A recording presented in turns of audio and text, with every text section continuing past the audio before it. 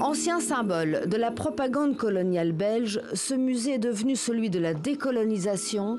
Il accueille une exposition sur les origines du racisme et le directeur en est très fier. C'est très important que notre musée reconnaisse son histoire comme musée colonial.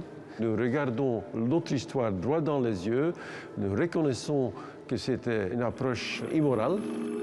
Au XIXe siècle, avant l'invention du cinéma et du tourisme de masse, le public découvre les autres civilisations à travers ces villages reconstitués. De véritables zoos humains comme celui-ci en plein cœur de Paris, au jardin d'acclimatation. Les gens se précipitaient, 20 000, 25 000, 30 000 personnes le week-end. Venez voir le monde sauvage exhibé. Les troupes des quatre coins de la Terre, des Nubiens, des Esquimaux, des Japonais, des Cosaques, des Africains, des Wolofs, sont et ont été mis en scène jusqu'aux années 30 dans ce jardin. Partout en Europe et aux États-Unis, des affiches invitent aux frissons exotiques. C'est l'affiche de l'État français là-bas. Nous sommes à Lyon en 1894. Regardez le personnage qui attire le visiteur.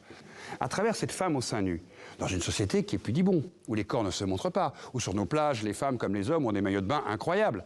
Là, d'un seul coup, il est possible, dans les rues de Lyon, comme dans toute la France, d'exhiber une femme au sein nu pour attirer le public dans une exposition. Ce qui vous montre qu'on a fabriqué, en fin de compte, deux humanités. Certains rentreraient dans les codes moraux, d'autres pas. Certains rentrent dans les codes de l'Occident, d'autres pas. Il y a vraiment une frontière entre deux humanités. La mise en scène de ces deux humanités s'ancre durablement dans l'inconscient collectif occidental. Cette exposition permet d'arriver à comprendre comment, d'une certaine manière, ceux qui n'ont jamais été aux quatre coins du monde ont cru dans cette différence, ont cru que les races existaient, ont cru que le sauvage existait. Et en plus, parfaite démonstration pour les empires coloniaux.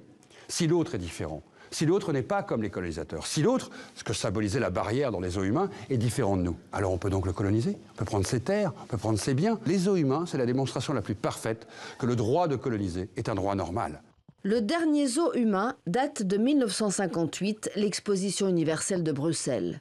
Ces Congolais ne sont plus des esclaves comme au XIXe siècle, mais des figurants rémunérés qui ne se laissent plus faire. Ils étaient traités de façon très raciste. Il y avait beaucoup de public qui jetaient les bananes et ils se sentaient vraiment humiliés et exploités. Donc il y a eu une révolte des Congolais qui travaillaient là-bas et certains ont quitté Bruxelles et sont rentrés au Congo même.